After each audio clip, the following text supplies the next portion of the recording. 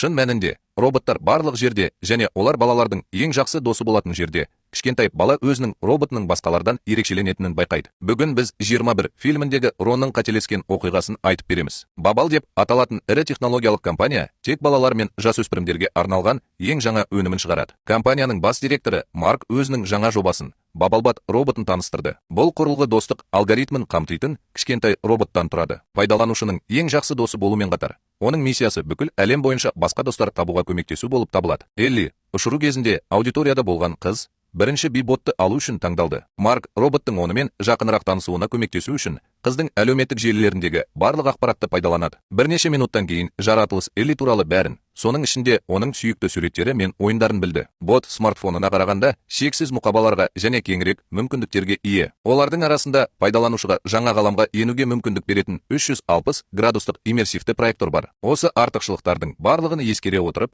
бейбат жастардың құмарлығына айналғанын елестету оңай. Бірнеше ай бойы Барниден басқа әрбір жасөспірімнің өзінің робот досы болды. Мектепке скутермен бара жатқанда, бала сыныптастарының би-боттарымен көңіл көтеріп жатқанын көреді. Бабал компаниясының штаб-пәтерінің жанынан өтіп бара жатып, бала алаңдаған сәтте робот достары туралы тауарлардың жаңа партиясын тасымалдайтын жүк көлігінің астына түсіп кете жаздағанына таң қалды. Жүргізуші уақытында тежегішті басып үлгерді.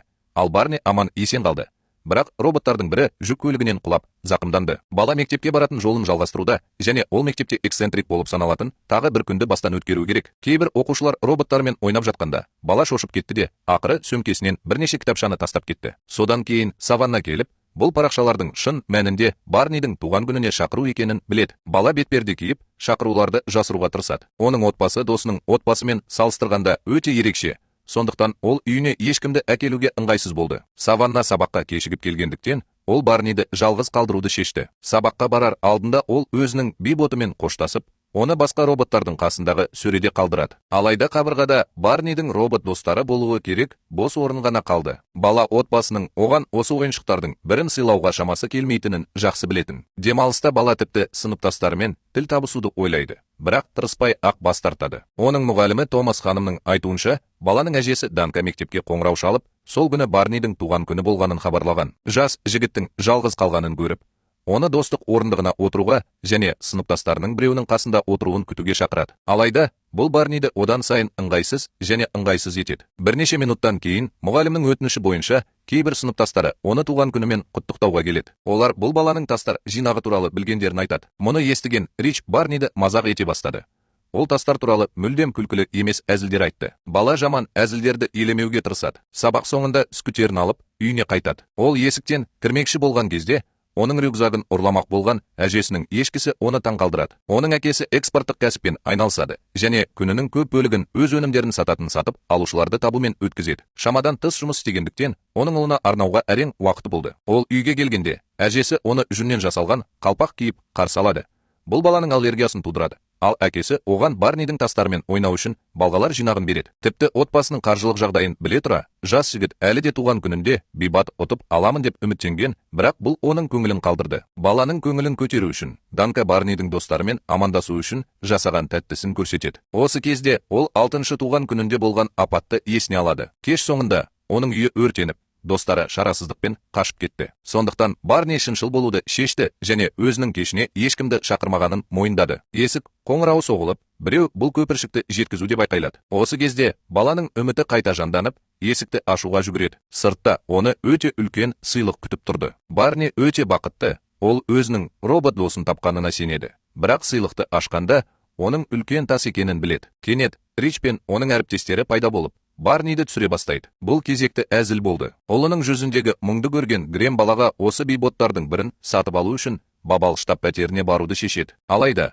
олар дүкенге жеткенде, жұмыс уақыты аяқталып, келесі күні қайтуды сұрайды. Барнидің туған күніне қалаған сыйлығын алуға үміті болмағандықтан, ер адам мен оның анасы кетуге шешім қабылдады. Осы кезде Грем депоға келе жатқан жүк көлігін байқап қалады да, жүргізушінің тасымалдау кезінде жүк көлігінен құлап кеткен бот туралы пікірін естиді. Сондықтан ол Барниге дүкенде төлейтін бағасынан әлдеқайда төмен бағаға би-бот сатып алу мүмкіндігін көреді. Келесі күні таңертең оянғанда оны үлкен тосын сый күтіп тұр. Әкесі оны кеш туған күнімен құттықтап, жаңа роботын сыйлайды. Барни оларға шексіз алғысын білдіреді.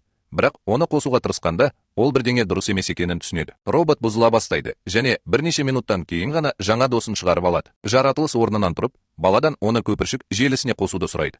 Бірақ Барни мұны қалай істеу керектігін білмейді. Бұл бейбот заңды түрде сатылмағандықтан, оның достық алгоритмі орнатылмаған, тіпті өз пайдаланушысын да білмейтін. Робот балаға пайдаланушы атын таңдауы керек. Оның дерекқорында тек А әрпі бар есімдер болғандықтан, ол оны Абессал деп атай бастайды. Басқа атауларға қол жеткізу үшін бабал желісіне қосылу керек. Робот досының мүлдем қалыпты емес екенін білсе де, Барни оны өзімен бірге мектепке апаруға шешім қабылдады. Ол өзінің жаңа робот арасын әріптестеріне көрсетуді күте алмады. Алайда, жаратылыс баланың алдынан секіріп шығып, оны қағып кетеді. Барни оны жүк көлігінің астынан шығарып үлгерді. Бірақ роботтың батареясы таусылды. Өйткені күн энергиясы функциясы орнатылмаған. Оқиғадан кейін баланың ойы өзгеріп, роботты келесі күні ғана мектепке апаруға шешім қабылдады. Барни сыныпқа бара жатқанда, ол бейбаттан өз бөлмесінде қалып, ол туралы мүмкіндігінше көбірек білуін сұрайды. Үйге келгенде, Барни бөлмесінің қирағанын және роботтың жоғалып кеткенін көреді. Кенет ол ас үйден шыққан шуды естіп, не болып жатқанын тексеру үшін сол жерге баруды шешеді. Осы кезде ол әжесінің роботымен бірге үстел үстінде билеп жатқанын көреді. Бала бұл кішкентай роботтың бөлмесін неге қиратқанын сұрайды, және ол қазір Барни туралы бәрін білетінін айтады. Робот баланың іш киімі 111 градус Цельсийде жанып жатқанын анықтады. Бұл оның астма ингаляторының балқу температурасынан 9 градусқа төмен. Осы қолайсыздықтардан кейін Барни өзінің биоботының ақаулы екенін анықтап, оны дүкенде айырбастауға шешім қабылдады. Жолда робот саябаққа тоқтайды. Ол жерде Рич пен оның достарымен кездеседі. Бала вботқа ашуланып, оны шапалақпен ұрды. Алайда кішкентай робот кек алуды шешіп, оны тағы бір шапалақпен ұрды. Олар төбелесіп, робот сол бұзақылардың артынан қуа бастады. Басқа робот аралар жергілікті полицияны шақырды. Бірақ Барни мен оның роботы көлік келгенше қашып үлгерді. Бала өзінің жаңа досына қуанып, оны басқа ешкімге айырбастамаймын деп шешті. Алайда полиция қызметкері оларды тауып алып, тікелей бабал штаб пәтеріне апарады. Онда Барни өзінің биботының тіркелген пайдаланушылары жоқ екенін біледі. Ал әжесі бұл ойыншықты заңсыз сатып алғанын мойындайды. Сатушылардың бірі тіршілік иесін бұдан былай қиындық тудырмас үшін ұсақтағышқа жібереді. Барни оның роботы оны қорғауға тырысып жатқанын түсіндіруге тырысады. Бірақ баланың айтқанын ешкім тыңдамайды. Сондықтан Барни досын құтқару үшін жеке өзі баруға шешім қабылдады. Ал Спри компаниясының сату жөніндегі менеджеріне хабарласады. Олар бірге басқа ара роботтармен жасырынып жүргендерін анықтағанша, баланы іздеп бүкіл дүкенді аралайды. Бри олардан жасырынып шығуды сұрайды. Ал бұрышта тұрған Барни әйелге ақаулы роботын беруді шешеді. Кішкентай робот жойылғаннан кейін әжесі полиция қызметкерімен айтысып жатқанда, бала көлікке отырады. Осы кезде бала роботын сөмкесінен алып, оған дос болуды үйрететінін айтады. Содан кейін вбот өзін Рон деп таныстырады. Ал бала бұл туралы сұрайды. Осы сәттен бастап кішкентай робот оны Барни деп атайды. Олар үйге келгенде, бала Ронды қораға апарады. Онда робот онымен қалай дос болу керектігі туралы алғашқы сабағын алады. Бірнеше күн бойы үздіксіз сабақтан кейін Барни Ронды тауға серуендеуге апарады. Олар қаланың көрінісін тамашалап отырғанда, бала анасының небәрі 2 жасында қайтыс болғанын айтады. Қандайда бір қадағалаудың салдарынан Рон жартастан құлап, саваннаның үйіне дейін домалап кетті. Қыз құрбысымен бірге өнер көрсетуге дайындалып жатқанда, кенеттен робот пайда болып, шамдарды алып, бассейнге құлап, қатты қысқа тұйықталуды тудырды. Көп ұзамай Барни пайда болып, Ронды құтқару үшін суға секіреді. Ол саваннаның орындауындағы сценарийді бұзғаны үшін кешірім сұрайды, және қыздан өзінің биоботы туралы ешкімге айтпауын өтінеді. Өйткені ол өте құпия болды. Бала кетер алдында саванна Ронға дос болуға шақыру жібереді. Бірақ Барни оның роботының басқалардан ерекшеленетінін және әдетте олай жасамайтынын түсіндіреді. Достасыңыз. Мұны естіген бойжеткен шошып кетеді де, егер бот достаспаса, оның пайдасыз екенін айтады. Өйткені бұл оның жұмысы. Рон бұл жаңа жаңалыққа қызығады. Ол Барни үшін жаңа достар табудың не екенін білмеді. Бірақ бала сыныптасын тыңдағысы келмейді. Ол Ронды алып үйіне қайтады. Келесі күні таңертең бабал негізін қалаушы Эндрю Саваннаның бейнесін көреді. Оның арқасында бұл адам және оның командасы ақаулы роботтың жойылмағанын және айналасындағыларға қиындық тудырып жатқанын анықтады. Егер осылай жалғаса берсе, бұл компания үшін үлкен қаржылық шығындарға әкелуі мүмкін. Өйткені оның акциялары төмендейді. Бұл адам Барни Баттың орналасқан жерін сұрайды. Бірақ оның қызметкерлері робот желіге қосылмағандықтан оған қол жеткізе алмайтынын хабарлайды. Тіпті баланың жеке ақпаратына қол жеткізу мүмкін болмады. Өйткені оның сыныптастарының көпшілігінен айырмашылығы, ол онымен бөліспейді. Әлеуметтік желідегі өмір. Осы кезде Марк пайда болады. Жас жігіт тыңдалғанның орнына басқа биботтың жойылғанын біледі және бұл роботтың стихиялығына қызығады. Марк өзінің жас кезінде Барни мен Рон сияқты бірге көңіл көтеретін досы болғанын қалайтынын айтады. Оның ендігі тілегі бидің сатып алғанын тауып, оның бағдарламасын қалай айналып өткенін анықтау. Осы уақытта Барни мектепке барады. Бірнеше минуттан кейін Рон балаға жаңа достар табуды тапсырып, жасырынып шығады. Ол үшін ол көшеде келе жатқан барлық адамдарға жақындап, Барнимен достасқысы келетін келмейтінін сұрайды. Сонымен қатар, робот қаланы аралап, адамдарды баламен достасуға шақыратын жүздеген плакаттарды жапсырады. Осыдан кейін Рон мектепке барады. Оны байқаған Барни бөлмеден шығуға сылтау тауып, роботның артынан жүгіреді. Үзіліс қоңырауы соғылып, барлық оқушылар роботтарын іздеуге кетті. Рон оған достарын ертіп келгенін айтты және ол көп ұзамай қиындыққа тап болғанын түсінді. Студенттер топ құрып, Барни не болып жатқанын білу үшін сол жерге барады. Осы кезде Рон баланы өзі үшін жасаған жаңа достарымен таныстырады. Олардың арасында ессіз байкер, тотықұс және қарт ханым болды. Бұл жеткіліксіз сияқты. Робот оны басқа досымен, анасы алаңдап жатқанда ұрлап кеткен баласымен таныстырады. Оның үстіне мектепке сабын көпіршіктері тобы келеді. Ал Барни директордың кабинетіне шақырылады. Рич Роннан өткен күні оны қалай ұрғанын сұрайды. Өйткені биботтар ешқандай зорлық, зомбылық жасай алмайды. Содан кейін робот оның қорғанысы жоқ екенін көрсетеді. Ал бала өзінің биботынан Ронның бағдарламасын көшіріп, оның қорғанысында алып тастауды сұрайды. Осылайша хаос пайда болады. Директордың кабинетіне бара жатқанда, Барни саваннаға соқтығысып, не болып жатқанын сұрайды. Қыз оның жазбасы желіге тарап кеткенін және бабал командасы онымен сөйлесуге кеткенін айтады. Сол кезде Барни қыздың Рон оның үйіне басып кірген күннің видеосын жариялағанын біледі. Саванна сыныптасының құпиясын ашқаны үшін кешірім сұрайды. Бірақ бұл мазмұнды жариялауға деген құлшынысы одан да күшті екенін айтады. Ол директордың кабинетіне келгенде, біреу оны күтіп тұр және балаға роботты оған беруді бұйырады. Ал сыртта басқа робот аралар шошып кетті және қауіпсіздік жүйесі оларға тыйым салғанның бәрін істеп жатыр. Саванна Марк пен Эндрюде көріп отырған тікелей трансляция арқылы бүкіл әлем бойынша бабал пайдаланушылармен байланысу мүмкіндігін пайдаланады. Марк өз командасына барлық роботтардың бағдарламалық құралын жаңартуды бұйырады және трансфер кезінде саваннаны алып маймыл жұтып, нәтижесінде жүздеген биороботтардың бірігуі. Қыз жаратылыстың денесінен өтіп, ақырында нәжіс сияқты лақтырылады. Саваннаның видеоларын мектепте барлығы жариялайды және ол тезек қыз ретінде танымал болады. Қазіргі уақытта жаңарту аяқталды және барлық биботтар өшірілді. Барни сонша қиындыққа тап болғаннан кейін ол мектептен шығарылды. Шкафтан заттарын алуға бара жатқанда, ол Ронды тауып алып, оны үйіне апаруды шешеді. Өйткені ол кез келген уақытта көпіршік командасы оны тауып алып, робот жойылатынын біледі. Жолда келе жатып, Барни Ронның ақымақ робот екенін айтты. Өйткені оның жұмысы командаға жай ғана сәйкес келу болды.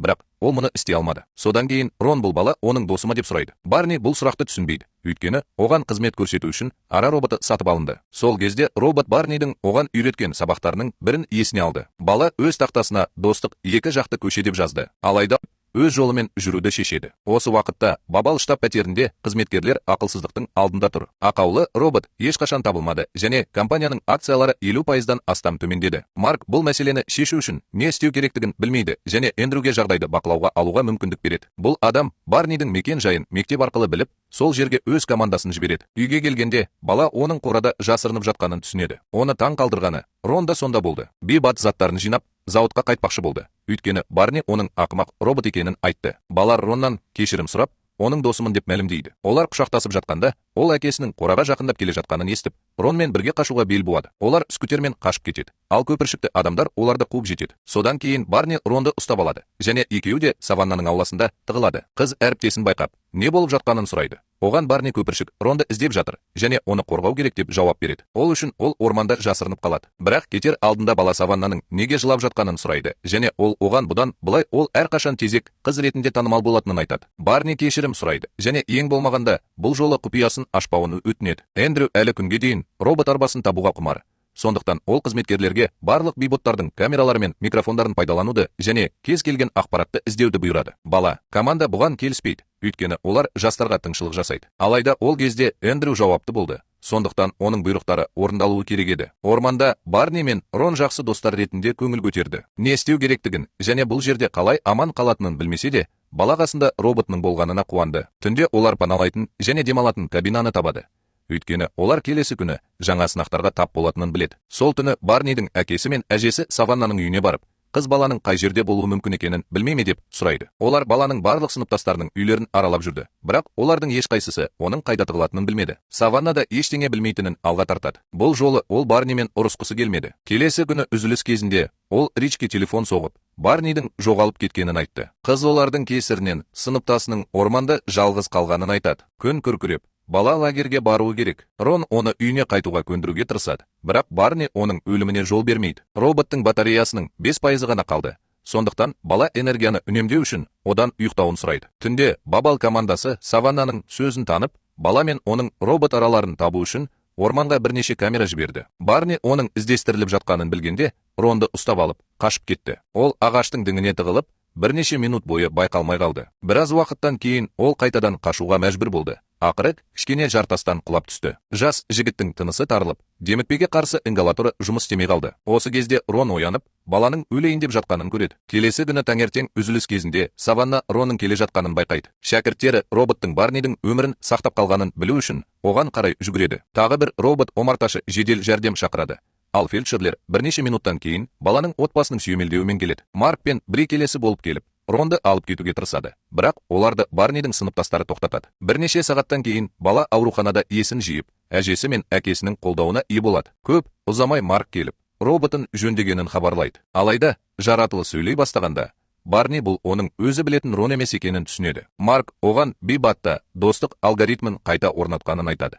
Ал бала одан роботты бұрынғыға қайтаруын сұрайды. Содан кейін Марк бұлтқа кіруге тырысады. Онда ол Ронның ескі нұсқасын сақтап қалды. Бірақ оның кіруіне тыйым салынды. Марк не болып жатқанын түсінбейді. Өйткені ол Бабал компаниясының бас директоры. Сол кезде жас жігіт Эндрюдің инвесторлар Маркты жұмыстан шығарып, оны жаңа бас директор етіп тағайындау туралы шешім қабылдағанын айтқан жарнамасын көреді. Мұны естіген Барни орнынан тұрып, Марктан досын табу үшін оны бұлтқа апаруын өтінеді. Олар Бабал компаниясының штаб пәтеріне келгенде, Грем компьютерін үстелге қойып, бір қызметкерден құрылғы жұмыс істемей тұрғандықтан оған қарап тұруын сұрайды. Осы кезде есек тазалау арбасын алып кіріп келеді де, металл детекторынан өтуі керек. Кезекші ер адамның компьютерін Бабал желісіне қосады. Бұл қысқа тұйықталуға әкеледі және Барнидің әжесіне детекторлардан еш қиындықсыз өтуге мүмкіндік береді. Әйел қауіпсіз жерге жеткенде, ол барлығынан жасырынған жерінен, соның ішінде ешкісінен де шығуын сұрайды. Олар Марктың соңынан сервер бөлмесіне барады. Ал жануар осы ғимараттың барлық есіктерін ашатын сымдардың бірін тістеп алады. Марк Барни мен оның әжесінен бұлтқа шығуды өтініп, өзі басқару бөлмесіне жүгіреді. Донка қызметкерлерін тастап, Эндрюдің назарын аудару үшін осында қалады. Осы кезде күзетшілердің бірі келіп, оған сымдарды шайнап жатқан ешкіні тапқанын хабарлайды. Осы уақытта Барни ақыры бұлтқа жетіп, досын іздеп, бөлмені аралап шығады. Эндрю Гремді тауып алып, оның компаниясының штаб пәтеріне басып кірген, баланың қайда екенін сұрайды. Сол кезде ер адам Бабал компаниясының жаңа бас директоры балаларды бақылау үшін бейботтарды пайдаланғанын түсінеді. Эндрю балаларды жек көретінін айтады. Бірақ бұлттың ішінен біреуді тапқанын айтқан қызметкер оның сөзін бөледі. Эндрю қауіпсіздікті қамтамасыз ету үшін осы жердегі барлық шамдарды өшіруді бұйырады. Бұлттың жарығы сөніп бара жатыр. Ал бала досын табамын деген үмітін үзіп қала жаздады. Баланың барлық күш-жігері нәтижесіз болып көрінгенде, шам жанып, Барни Ронның қатты дискісін тауып алады. Марк бұлтты қайта қосып үлгерді. Ал Барни қатты дискіні ботқа салып қойды. Сол кезде робот пен бала экранда Барнидің сыныптастарын көреді. Олар өздерінің бейботтарына риза емес сияқты, және Рон Барниден оның бағдарламалары барлық басқа боттарға қолжетімді болу үшін оны Бабал желісіне қосуды сұрайды. Марк оларға осы миссияда көмектеседі. Алайда процесс басталған кезде Рон ыдырай бастайды. Сондықтан Марк оның жоғалып кетуіне жол бермеу үшін жаңартуды тоқтатады. Барни досынан бұл жерден кетуін сұрайды. Бірақ робот оның міндеті достар табу екенін айтады. Сондықтан Барни өзінің бейбат шешімін қолдауға шешім қабылдады және оған Бабал Network желісіне енуге көмектесті. Қауіпсіздік қызметі бұлтқа келіп, баланы шығуға шығарып салады. Әкесі мен әжесімен бірге кетіп қалады. Ал Эндрю Бабал компаниясының жаңа бас директоры ретінде тұсаукесерге асығады. Алайда, ол хабарландыру жасамас бұрын Марк оған балаларды жек көретіндігі туралы мәлімдемесі сияқты бірнеше айыптаушы жазбаларды көрсетеді. Ал ер адам оны компаниядан бас директор лауазымына қайтарады. 3 айдан кейін бейботтар бұрынғыдан да танымал бола бастады. Қазір олардың барлығы Рон бағдарламаларына иелік етеді және өз пайдаланушыларының шынайы достарына айналды. Барлық роботтар Барниді жақсы көреді және бұл оған сыныптастарымен достасуға көмектесті. Енді балаға Рон қажет емес, өйткені барлық роботтар оның ең жақын досының жалғасы болды. Сонымен, бұл фильм туралы не ойлайсыз? Оны төмендегі түсініктемелерде қалдырыңыз. Ал егер сізге видео ұнаса, лайк басып, жазылыңыз. Сондықтан жаңа фильм шолуларын жіберіп алмаңыз. Келесі кездескенше